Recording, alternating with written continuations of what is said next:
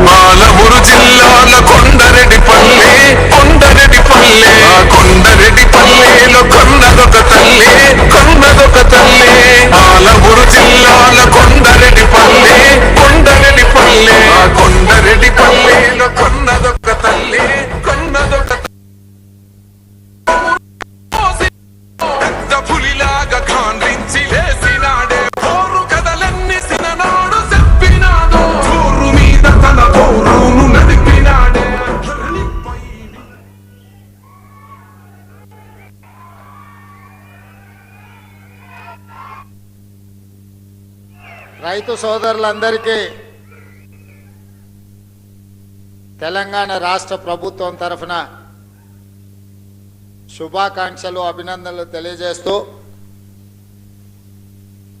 ఈ రైతు భరోసా కార్యక్రమాన్ని ఏర్పాటు చేసి సభాధ్యక్షత వహించిన వ్యవసాయ శాఖ మంత్రివర్యులు పెద్దలు తుమ్మల నాగేశ్వరరావు గారు, ఈ కార్యక్రమంలో నాతో పాటు ముఖ్య అతిథులుగా విచ్చేసిన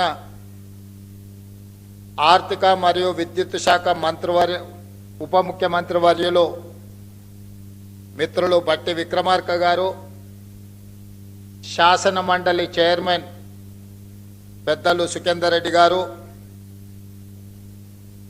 సాగునీటి పారుదల పౌర సరఫరాల శాఖ మంత్రివర్యులు సోదరులు ఉత్తమ్ కుమార్ రెడ్డి గారు, రెవెన్యూ శాఖ మరియు హౌసింగ్ శాఖ మంత్రివర్యులు మిత్రులు పొంగులేటి శ్రీనివాస్ రెడ్డి గారు, మరో సహచార మంత్రివర్గ సభ్యులు వాకిటి శ్రీహరి గారు, మరో సహచార మంత్రివర్గ సభ్యులు మహమ్మద్ అజారుద్దీన్ గారు,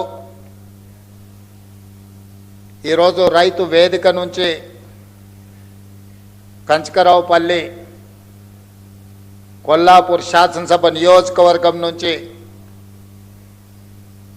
పాల్గొంటున్న సహచర మంత్రివర్గ సభ్యులు జూపల్లి కృష్ణారావు గారు, అదేవిధంగా మీర్జాపూర్ రైతు వేదిక నుండి ఈ సమావేశంలో పాల్గొంటున్న మిత్రులు సహచర మంత్రివర్గ సభ్యులు పొన్నం ప్రభాకర్ గారు, వేదిక మీద ఉన్న పార్లమెంట్ సభ్యులు, శాసన మండలి సభ్యులు, శాసన సభ్యులు, వివిధ కార్పొరేషన్ల చైర్మన్లు, ఈరోజే బాధ్యత చేపట్టిన తెలంగాణ రాష్ట్ర ప్రభుత్వ ప్రధాన కార్యదర్శి గారు, వ్యవసాయ శాఖ ఉన్నతాధికారులు, రెవెన్యూ శాఖ అధికారులు, ఆర్థిక శాఖ అధికారులు, మీరందరూ ఈ పండుగ కార్యక్రమంలో శిల్పారామంలో పాల్గొన్న రైతు సోదరులతో పాటు తెలంగాణ నలుమూలల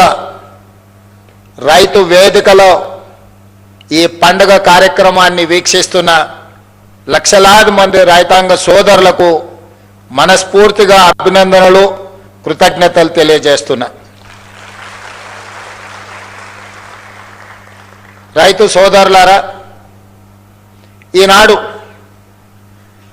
తెలంగాణ రాష్ట్ర ప్రభుత్వం డిసెంబర్ 7, 2023 నాడు ప్రజాపాలన బాధ్యత చేపట్టినప్పుడు 30 నెలల పరిపాలనలో ఎదురవుతున్న సమస్యలు, వాటికి చూపిస్తున్న పరిష్కారాలు, ఈ 30 నెలల్లో రైతు సంక్షేమం కోసం రైతును తలెత్తుకొని ఆత్మగౌరవంతో బ్రతికే విధంగా వ్యవసాయం దండగ కాదు, వ్యవసాయం అంటే ఒక పండగలా ఈనాడు తీర్చిదిద్దాలి అని మన ప్రభుత్వం సంపూర్ణంగా ప్రయత్నం చేస్తుంది. ఇవాళ కొన్ని అంశాలు వేదిక మీద ఉన్న మా ఆడపడుచులు, మా అక్కలు, మా చెల్లెండ్రు చాలామంది చదువుకున్న వాళ్ళు ఉన్నారు. మా యువమిత్రులు ఒకప్పుడు పంచగట్టుకొని వ్యవసాయం చేసే కాడి నుంచి పాయింట్ షర్ట్ వేసుకొని వ్యవసాయం దాటి ఈరోజు సూట్ వేసుకున్న సోదరులు కూడా వ్యవసాయ పనుల్లో నిమగ్నమవుతున్న సందర్భంలో కొన్ని అంశాలను మీ ముందు ప్రస్తావించాలని ఈరోజు నేను భావిస్తున్నా. మద్రాసు నుంచి ఆంధ్రప్రదేశ్ రాష్ట్రం విడిపోయినా ఆనాడు ప్రకాశం పంతులు, బెజవాడ గోపాల్ రెడ్డి ముఖ్యమంత్రులుగా, నిజాం సర్కారు నుంచి విముక్తి కలిగిన హైదరాబాద్ రాష్ట్రానికి మొదటి ముఖ్యమంత్రిగా పాలమూరు బిడ్డ బూరుగుల రామకృష్ణారావు గారి నుంచి మొదలు పెడితే ఉమ్మడి రాష్ట్రంలో నీలం సంజీవరెడ్డి కావచ్చు, చివరి ముఖ్యమంత్రి కిరణ్ కుమార్ రెడ్డి గారు కావచ్చు, 18-19 మంది ముఖ్యమంత్రులు 1947 నుంచి 2014 వరకు 6 దశాబ్దాలు పైగా పరిపాలన సాగించి మన రాష్ట్రం మీద, రాష్ట్రం విడిపోయినప్పుడు తెలంగాణ ప్రజలకు అప్పు ఇచ్చింది 69,000 కోట్ల రూపాయలు. దాదాపుగా 60 ఏళ్ళు 18-19 మంది ముఖ్యమంత్రులుగా బాధ్యతలు చేపట్టి తెలంగాణ రాష్ట్రం ఏర్పడే నాటికి మనకిచ్చిన అప్పు 69,000 కోట్ల రూపాయలు అక్షరాల. జూన్ 2, 2014 నాడు ప్రత్యేకంగా ఏర్పడిన తెలంగాణ రాష్ట్రం యొక్క అప్పు 69,000 కోట్ల రూపాయలు. జూన్ 2, 2014 నాడు కల్వకుంట్ల చంద్రశేఖరరావు గారు పెద్దలు తెలంగాణ రాష్ట్ర ముఖ్యమంత్రిగా బాధ్యతలు చేపట్టి డిసెంబర్ 7, 2023 నాడు ప్రజాపాలనలో ప్రభుత్వాన్ని ఏర్పాటు చేసిన తెలంగాణ రాష్ట్ర 2వ ముఖ్యమంత్రిగా నాకు బాధ్యత అప్పజెప్పినప్పుడు ఈ రాష్ట్రం యొక్క అప్పు 8,11,000 కోట్ల రూపాయల అప్పు.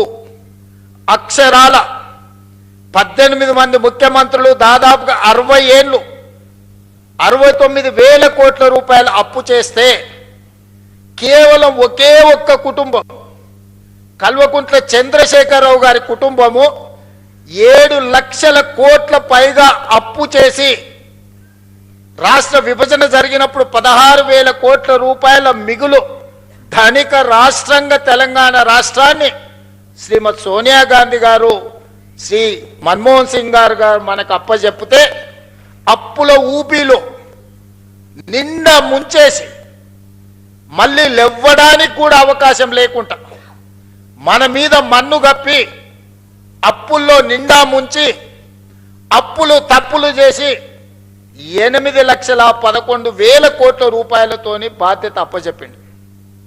ఎన్నికల సందర్భంగా 6 లక్షల కోట్ల రూపాయల అప్పు ఉందని మేమంటే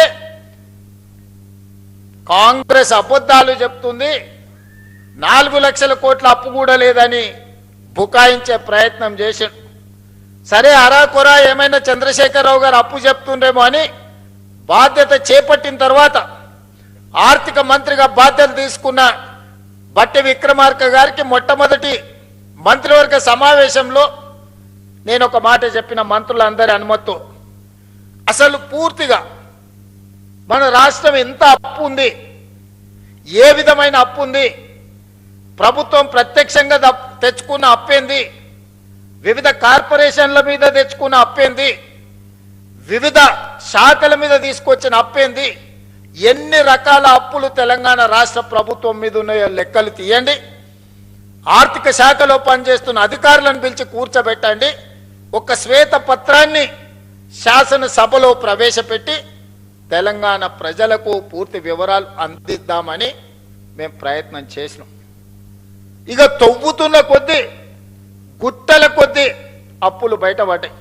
అప్పులే కాదు, అందిన కాడికల్లా చేబదులు తీసుకొచ్చి 7 తారీఖున నేను బాధ్యత తీసుకొని ఆఫీస్కి వచ్చి చీఫ్ సెక్రటరీ గారిని పిలిచి ఈ నెల మీ జీతం వచ్చిందా అని అడిగిన.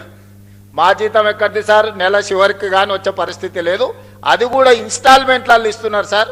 వెనకటికి ఎప్పుడో మేము టీవో ఫ్రిడ్జో కొనుక్కునేది ఇన్స్టాల్మెంట్లలో, ఇప్పుడు మా ప్రభుత్వ ఉద్యోగులకు 7 లక్షల మందికి మాకు ఇన్స్టాల్మెంట్లలో జీతాలు ఇస్తున్నారని చెప్పిండు. అదేందా ధనిక రాష్ట్రం, ప్రభుత్వ ఉద్యోగులకు కూడా జీత భత్యాలు ఇవ్వలేని పరిస్థితి అంటే ఇది ఇయ్యాలగా సార్, ఆయళ్ళ నుంచి గిట్లనే ఉంది. మేము ప్రభుత్వ ఉద్యోగస్తులకు జీతాలు ఇవ్వలేని పరిస్థితుల్లో తెలంగాణ రాష్ట్రం ఉందని చీఫ్ సెక్రటరీ గారు చెప్పారు.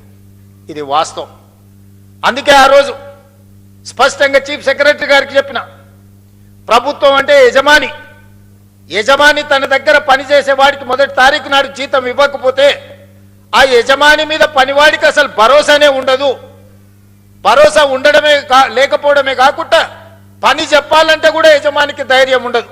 సమయానికి రమ్మని అడగాలంటే, లేకపోతే ఆఖరి వరకు ఉండాలంటే హాయిగా నువ్వు లెస్స జీతం ఇచ్చినావు తీయవా, ఇక పొద్దునే రమ్మని అంటున్నావు, నేనేనో అప్పు చేసుకోవాలి, పాల బిల్లు కట్టాలి, పిల్లల బడి ఫీజులు కట్టాలి, ఇట్లా బియ్యం కొనుక్కోవాలి, ఇక నువ్వు ఎప్పుడో ఒకసారి ఇచ్చే జీతానికి ఇక పొద్దునే రమ్మనేది మళ్ళీ ఇదో పెద్ద పంచాయతీ అనేది అనే పరిస్థితి ఉంటుంది. అట్లా కుదరదు, అట్లా కుదరదు. కష్టమైన జీతాలు ఇవ్వాల్సిందే, రిజర్వ్ బ్యాంకుతో మాట్లాడాలని మొదటి ఆదేశం ఇచ్చిన. ఇది బోను, మరి ఇంకేంది పరిస్థితి అన్న? పండ్లు, పాలు, కూరగాయలు, బడి పిల్లలకు కొనుక్కున్న కూరగాయలకు కూడా, బడి పిల్లలకు కొన్న బట్టలకు కూడా పైసలు కట్టలే. అరే అమ్మ, గీ పిల్లలకు కట్టలేదని చూస్తే ఇదే కాదు, ఎక్కడ చూసినా పనులు చేసిన వాళ్ళకి పైసలు ఇవ్వలే, సర్పంచులకు బకాయి పెట్టి. చాలా మంది పాత సర్పంచులు ఉండొచ్చు, ఈడ ఉన్నారా? మీ టర్మ్ అయిపోయినా కూడా మీ అప్పులు 100 కోట్లు 1000 కోట్ల రూపాయలు అప్పుండేనా? సర్పంచులు ఆత్మహత్యలు చేసుకోలే? నేను వచ్చినాక మొన్ననే కదా సర్పంచులు అయింది. మరి ఈ 30 నెలల నుంచి సర్పంచులు రోడ్ల మీద ఎక్కి ధర్నాలు చేసిరు, ఎంపీటీసీలు ధర్నాలు చేసిరు, జెడ్పీటీసీలు ధర్నాలు చేసిరు, మా బిల్లులు వస్తలేవు అని. బకాయి పెట్టిందేమో బకాసూరుడు, కట్టె పాపమేమో నా మీద పడ్డది. ఇక మా సర్పంచులు అంటారు రేవంత్ రెడ్డి ఇల్లు ముట్టడి చేస్తామని. సంతోషం, రాని వస్తే సాయిబు వస్తా, టిఫిన్ పెడతా. నేను ఎప్పుడైనా ఎవరైనా రానియలేదా? నేనేమన్నా ఫామ్ హౌజా? ఇనుప కంచెలు వేసుకొని లోపల ఉన్నానా? నేను ఎప్పుడన్నా 10 ఎకరాలలో 2000 కోట్లతోని ప్రగతి భవన్ పేరు మీద పెద్ద గడి నిర్మించుకుంటే గద్దరన్న పోతే ఎర్రటెండకు 4 గంటలు గేట్ కాడ కూర్చోబెట్టారు. నేను కానీ మా బట్టన్న కానీ ఎవరన్నా కానీ వచ్చిన వాళ్ళందరూ లోపలి పిలిచి కూర్చోబెట్టి ఉన్నది ఉన్నట్టు చెప్తున్నాం. ఆ మధ్యలో మా అధికారులు అన్నారు, సార్ నువ్వు ఉన్నది ఉన్నట్టు చెప్పక సార్, నీకు దండం పెడతా అని. ఎందుకన్నా? అప్పు ఉంటుంది అన్నారు. నేనన్నా అప్పు ఉంటదు అని చెప్పి నువ్వు షేర్వాన్ వేసుకొని తిరిగితే లోపల ఉన్న పరిశాని వాళ్ళకెట్టే తెలుస్తుంది? లోపల బనీన్కు బొక్కలే ఉన్నాయి, డ్రాయర్కు బొక్కలే ఉన్నాయి, అంగి లేనే లేదు. మీద షేర్వాన్ వేసుకొని నేను నవాబునని చెప్తే ఏం లాభం అయ్యా? మనం నవాబులం కాదు, చంద్రశేఖరరావు దెబ్బకు బికారులుగా మారినాం. ఈ వాస్తవం వాళ్ళంతా మనోలే, వాళ్ళకి చెప్పాలి కదా. వాళ్ళకి చెప్పకుండా మనం దాచిపెడితే, క్యాన్సర్ వస్తే ఇంట్లో ఇంటామెకి చెప్పలేదు అనుకో, డాక్టర్కు ఉన్న రోగం చెప్పలేదు అనుకో, సచ్చి ఊరుకుంటాం. అవునా? అందుకే నేను చెప్పిన ఇదంతే, ఏం కాదు, ఏమైతే అది అయింది, కుల్లం కుల్లా ఉన్నది ఉన్నట్టు చెప్తా, లెక్కలు చెప్తా, ఉన్నది చెప్తా, చేసేది చెప్తా, చెప్పిందే చేస్తా. ఇదే అని నిర్ణయించి నేను చెప్పిన. ప్రభుత్వ ఉద్యోగస్తులకు జీతాలు ఇవ్వలేని పరిస్థితి ఉంది, పిల్లలకు కాస్మెటిక్ ఛార్జెస్ ఇవ్వలేని పరిస్థితి ఉన్నది, హాస్టల్లో మెస్సు బిల్లులు కట్టే పరిస్థితి లేదు. మా అక్కలు స్వయం సహాయక సంఘాలలో ఉన్నారు, వంటలు చేస్తే వంటల పైసలు కూడా ఇచ్చలేని పరిస్థితి ఉండే. చాలా మంది మా అక్కలు ఈడు ఉన్నారు, వేదిక రైతు వేదికల్లో చాలా మంది ఉన్నారు. ఊర్లలో బల్లె పిల్లలకు వండి పెడితే వండి పెట్టిన వాళ్ళకు కూడా మనం పైసలు ఇవ్వలేని పరిస్థితి. అప్పులు తెచ్చి వాళ్ళు కూరగాయలు మితికి తెచ్చి పిల్లల కూరల బడికి వండి పెట్టామంటే కూరగాయలు ఉప్పు పప్పు బెల్లం చింతపండు కోడిగుడ్డు వాళ్ళే బాకీలు తెస్తే మిత్తి కట్టలేక చచ్చిపోయారు మా అక్కలు. ఇజ్జత్ కోసం మెడలున్న బంగారం చెవులకున్న పోవులు అమ్మి ఆ అప్పు కట్టారు. ఆ పరిస్థితి ఉండే. ఇట్లాంటి దివాలా తీసిన సంసారాన్ని అప్పుల పాలు చేసి ఏం అర్థం కాకుండా గందరగోళం చేసి అప్పులు చేసుడే కాదు అడ్డగోలుగా తప్పులు కూడా చేసేడు. ఏడిపోయినా ఇజ్జత్ లేకుండా ఢిల్లీకి పోతే ఇజ్జత్ లేదు, గల్లీకి పోతే ఇజ్జత్ లేదు, పక్క రాష్ట్రానికి పోతే ఓయమ్మ ఇటు తెలంగాణలో ఇంతో మాట్లాడితే ఏం అడుగుతాడో అన్నట్టుగా తప్పించుక తిరిగే పరిస్థితి ఉండే. అట్లా సంసారం మొదలుపెట్టి 30 నెలల సమాజంలో గౌరవాన్ని పెంచుకుంటూ సమస్యల్ని పరిష్కరించుకుంటూ విధ్వంసం అయిపోయిన తెలంగాణ వికాసం వైపు నడిపించుకుంటూ ఒకటొకటిగా సమస్యల్ని పరిష్కరించుకుంటూ మిమ్మల్ని అందరినీ సమన్వయం చేసుకుంటూ పొద్దున్న లేతే రాత్రి వరకు మీ మధ్యలోనే ఉండి తప్పించుక తిరగకుండా ఫామ్ హౌస్లో వండుకోకుండా ఎప్పుడైనా మీ మధ్యలోనే ఉంటే ఇంకేం చేస్తారా కష్టం ఉందనంటే ఓ రోజు కోపం వస్తుంది, ఇంకో రోజు అయ్యో పాపం పిల్లగాడు ఏదో తిప్పలు పడుతున్నాడా నడువని సంసారం నడుపుతున్నాడు కదా అని అంటారు. తప్పించుకు తిరుగుతామంటారు వీడు ఉత్త దొంగోడు ఉన్నట్టున్నాడా ఎమ్మ దొడ్డకు రాడు దొంగోడు కాదు అన్నట్టుంది సంసారం. ఇట్లాంటి దొంగోడు ఎట్లా ముఖ్యమంత్రి అయ్యిందా అనుకున్న ప్రమాదం ఉందా? మరి అందుకే ఇయ్యాల ఏం చేసింది ప్రభుత్వం అని అడుగుతున్నారు.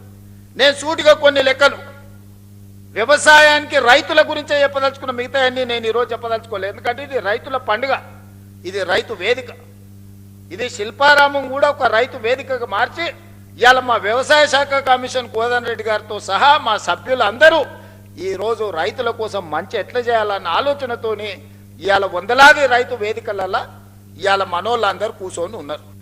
నేను ఇవాళ ఉన్న విషయాలు మీ ముందర చెప్పదలుచుకున్నా. మీకు చెప్పకపోతే మీరు ఊరికెళ్ళి ఊర్లో మన పాలెళ్ళకో లేకపోతే మన దగ్గర ఉన్న వ్యవసాయ మన సహచరులకు చెప్పకపోతే ఈ సమస్య అనేది ఇట్లనే జటిలంగా మారుతుంది. ఇవాళ రైతు రుణమాఫీ 25,35,000 మంది రైతులకు 20,677 కోట్ల రూపాయలు 2 లక్షల వరకు రైతు రుణమాఫీ చేసిన మాట వాస్తవం కాదా? ప్రతి ఊర్లో రైతుల వివరాలు గ్రామ సభలలో చదివి వినిపించినాం. రైతు భరోసా ఆయన రైతు బంధు అన్నాడు. ఆ రైతు రాబంధు మీకు బకాయి పెడితే ప్రభుత్వం వచ్చిన ఎంబడే నెల తిరగక ముందే 7,000 కోట్ల రూపాయల పాత బకాయిలు మేం చెల్లించినాం. రైతు రాబంధువు మీ నెత్తి మీద పెట్టిపోతే నేను వచ్చి కట్టిన ఒట్లు సివిల్ సప్లైస్ కార్పొరేషన్ కొని బకాయిలు పెట్టిపోతే ఉత్తమ్ కుమార్ రెడ్డి గారు వచ్చి ఈరోజు ఆ ఒట్ల పైసలు ఆనాడు 2023 నాడు మీకు చెల్లించడం జరిగింది. ఇవాళ రైతు భరోసా 10,000 సంవత్సరానికి వాళ్ళు ఇస్తే 12,000కు పెంచి ఇప్పటి వరకు 27,000 పైచిలుకు కోట్ల రూపాయలు మీ ఖాతాలేసి ఇవాళ మరో 9,000 కోట్ల రూపాయలు వేయడానికి మొదటి విడత 9 రోజుల్లో మీ ఖాతాలో 9,000 కోట్లు వేయడానికి దాదాపుగా రైతు భరోసా మీద ఈ విడతతో కలిపితే 36,000 కోట్ల రూపాయలు ఈరోజు రైతులకు అందించిన చరిత్ర ఈరోజు ఈ ప్రభుత్వానిది. అదేవిధంగా కాంగ్రెస్ వస్తే కరెంటు ఉండదు, కాంగ్రెస్ వస్తే రైతులకి కరెంటు కష్టాలన్నారు. ఉచిత కరెంట్ ఎవరే కనిపెట్టింది?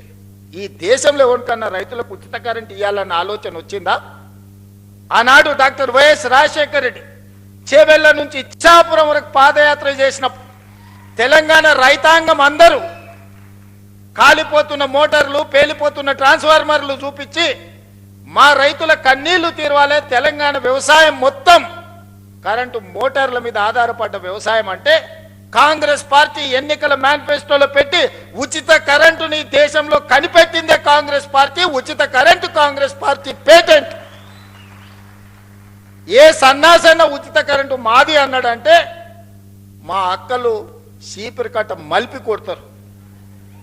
ఆ ఎల్ల చాలా మంది అన్నారు ఉచిత కరెంట్ అంటే బట్టలు ఆరేసుకోవాల్సి వస్తుందని.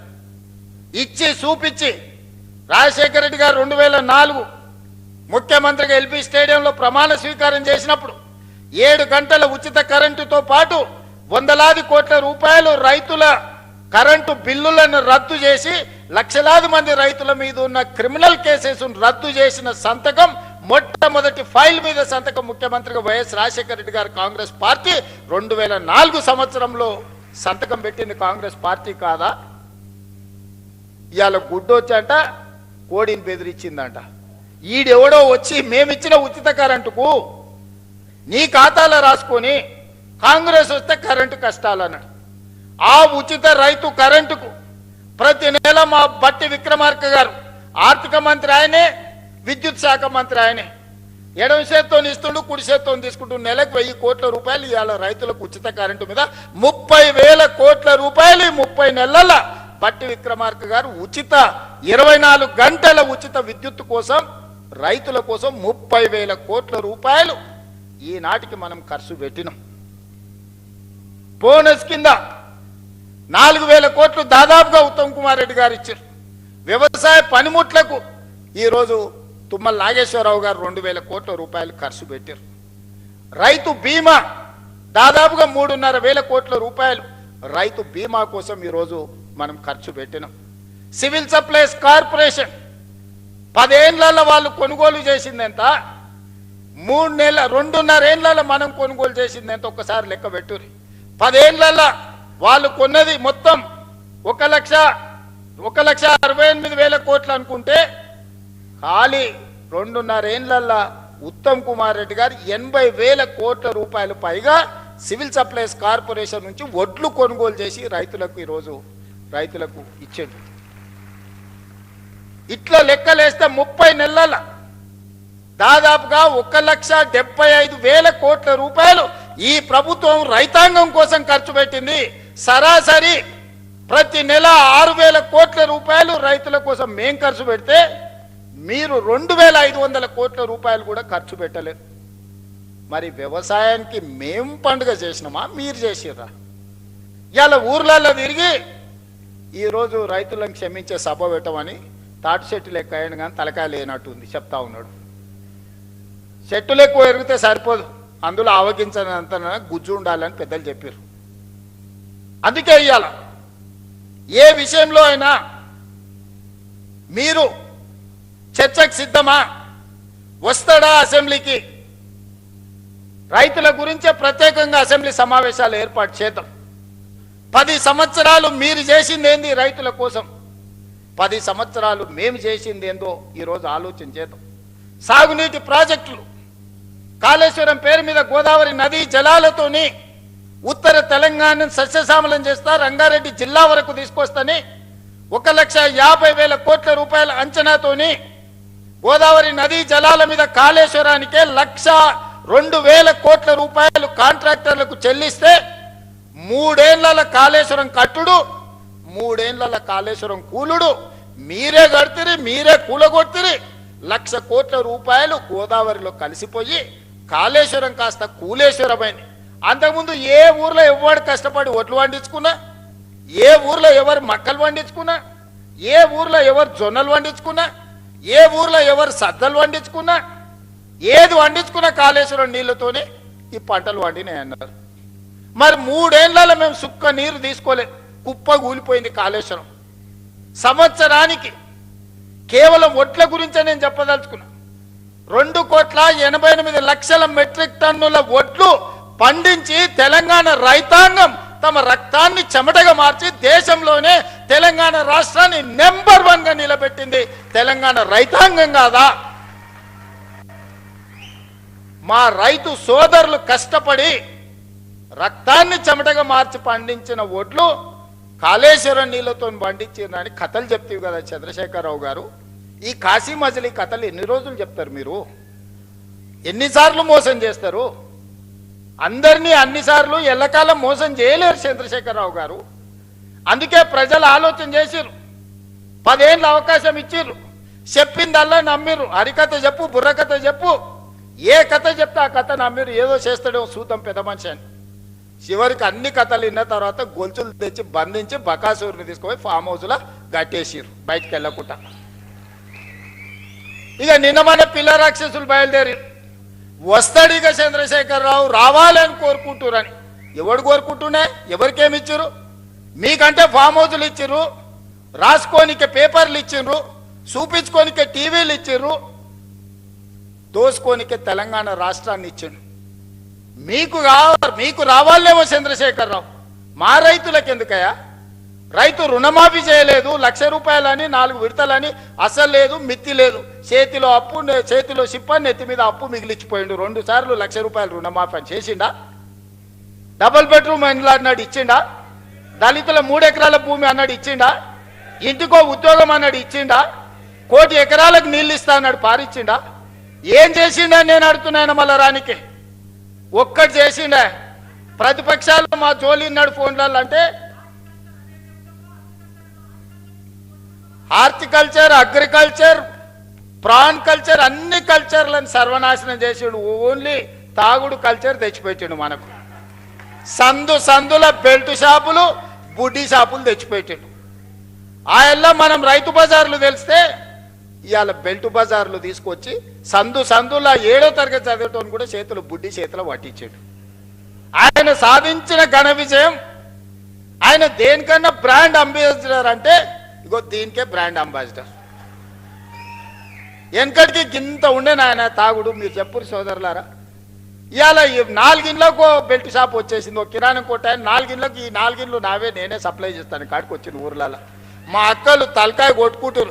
ఇంటి ఆయన గట్లున్నాడంటే వీడు కూడా గిట్ట తయారైనాడు ఆ పిల్లగాడని. సాయంత్రం 6 కాకముందే గోడలు పట్టుకొని నడుస్తారు 12, 16 ఏళ్ళ పిల్లలు. మా అక్కలకు గోస తెలవాలి. ఇంటి ఆయన ఎట్లో అట్లా మోస్తే ఇంకేముందో నా జీవితం అంటే ఇట్లా అయిపోయింది, కానీ నా కొడుకన్నా మంచోడు అవుతాడు, చదువుకుంటాడు అంటే పిల్లలను కూడా తాగుబోతులను తయారు చేసాడు చంద్రశేఖరరావును చూసి. ఇవాళ ఆయన వచ్చి ఇంకా ఆయన రావాలి బయటికి. ఆయన కోసం ప్రజలంతా ఉర్రూతలు ఊతుర్రు. ఇక అయ్యగారి కోసం ప్రార్థనలు చేస్తున్నారు అని చెప్తున్నారు వీళ్ళిద్దరు పిల్ల రాక్షసులు గల్లీలో తిరిగి. ఇవాళ మీరు ఆలోచన చేయరు. 10 ఏళ్లకే బీఆర్ఎస్ పాలన, 12 ఏళ్ల నరేంద్ర మోడీ పాలన, 2.5 ఏళ్ల మా పాలన మీద చర్చ పెడదాం. ప్రతి పేదోడి ఖాతాలో 15 లక్షల రూపాయలు వేస్తానన్నాడు నరేంద్ర మోడీ గారు. ఎవరి ఖాతాలు వేసిండో లెక్కలు చూపారు. మీరు ఒక్కరి ఖాతాలో మోడీ 15 లక్షలు వేసిండా? రైతుల ఆదాయం 2 చేస్తా అన్నాడు, వచ్చిందా? సంవత్సరానికి 2 కోట్ల ఉద్యోగాలు అన్నాడు. 12 ఏళ్ళు అయింది, 24 కోట్ల ఉద్యోగాలు రావాలి, వచ్చినాయా? 2 ఇచ్చిండా, బండి సంజయ్కి, కిషన్ రెడ్డికి. ఇంకెవరికన్నా నౌకరు ఇచ్చిండా తెలంగాణలో? చిల్లి గవర్నర్ని ఇచ్చిండా? గల్లీలో మోరీ తీసే ఎన్నికలు ఉంటే వార్డు మెంబర్ ఉంటే మోడీ వస్తాడు అంటారు, కౌన్సిలర్ ఉంటే మోడీనట, సర్పంచ్ ఉంటే మోడీనట. మోడీ వచ్చి మోరీ తీస్తాడే? పెళ్లి పెద్దను చూపించి పిల్లని ఇస్తే పిల్లగాడు సంసారం చేయకపోతే ఎవరిని అడుగుతామే? పెళ్లి పెద్దను చూసి పిల్లని ఇస్తామా? మనందరం వ్యవసాయం చేసిన గ్రామాల నుంచి వచ్చిన వాళ్ళమే కదా. పిల్లగాడు దుక్కి దుంతాడా, లేదా వ్యవసాయం చేస్తాడా, లేకపోతే నౌకరు చేస్తాడా, వీడు ఎంత సమర్థుడు అని పిల్లని ఇస్తాం. కానీ పెళ్లి పెద్ద గట్టోడు పెళ్లి పెద్దను చూసి పిల్లని ఏమంటే చెప్పు తీసుకొని కొడతారు వాడు రేపు సంసారం చేయకపోతే. బీజేపీ వాళ్ళ గతి గట్లుంది. నిన్నమని ఒక ఆయన వచ్చిండు, నవీనో నమోనో అని, ఆయన పేరు ఏందో నాకైతే మొత్తం తెలియదు. కానీ ఇంకా ఆయన వచ్చి చెప్తుండు వచ్చేది మాదే అని. ఏంది వచ్చేది మీది? పన్లీగులో పట్టించాలి. వెస్ట్ బెంగాల్ వచ్చింది వస్తాను, వెస్ట్ బెంగాల్ 15 ఏళ్ళు పట్టింది. తెలంగాణలో కూడా గదే గతి అవుతుంది మీకు. ఆడేనో మమతా బెనర్జీ గారు కాబట్టి మీ పప్పులు ఉడికినాయి. ఈడ మా వాళ్ళు అందరు ఉన్నారు, ఈయనే ఉన్నారు, దంచుతారు. అందుకే మిత్రులారా, ఇవాళ రైతులను ఆలోచన చేయమంటున్నారు. 8,11,000 కోట్ల రూపాయల అప్పు నుంచి, నెల జీతాలు ఇవ్వలేని పరిస్థితి నుంచి ఒకటొకటిగా 8,000 కోట్ల రూపాయలు రిటైర్మెంట్ బెనిఫిట్స్ ప్రభుత్వ ఉద్యోగస్తులకు బకాయిలు పెట్టి 58 ఏళ్ల రిటైర్మెంట్ వయస్సును వాళ్లకు బెనిఫిట్స్ ఇవ్వాల్సి వస్తుందని 61 ఏళ్లకు పెంచితే 2024 నుంచి ప్రతి నెల 1000 మంది రిటైర్ అయ్యి 1000 కోట్లు నాకు అదనంగా రిటైర్మెంట్ బెనిఫిట్స్ ఇవ్వాల్సి వచ్చింది. ఆర్టీసీలో బంద్ పెట్టి వందలాది మంది కార్మికులు చచ్చిపోయి 100 రోజుల పైగా దీక్ష చేసి 100 మంది చచ్చిపోతే ఆర్టీసీ లాస్లో మునిగి నడవలేని పరిస్థితి, టైర్లకు ట్యూబ్లకు పంచర్లు వేసుకునే పరిస్థితి లేకుండా ఆర్టీసీ. ఇవాళ ఆర్టీసీ 1000 కోట్ల రూపాయల లాభంతో నడుస్తుంది. ఇవాళ సింగరేణి కష్టపెట్టి నిలబెట్టినాం, విద్యుత్ శాఖను ప్రక్షాళన చేసినాం, ఆర్థిక శాఖ ఈరోజు కష్టపడి నిలదొక్కుంటుంది. వ్యవసాయ శాఖ గురించి నాకంటే మీకెక్కువ తెలుసు. రెవెన్యూ శాఖ ధరణి పేరు మీద ఘడీల కోసం గులాంగిరి చేసే వ్యవస్థను తీసుకొస్తే ధరణిని బంగాళాఖాతంలో వేసి భూభారతి తీసుకొచ్చి ఈరోజు మీ సమస్యల్ని ఈ ప్రభుత్వం పరిష్కరిస్తలేదా? మా అక్కలు ఈయనే ఉన్నారు,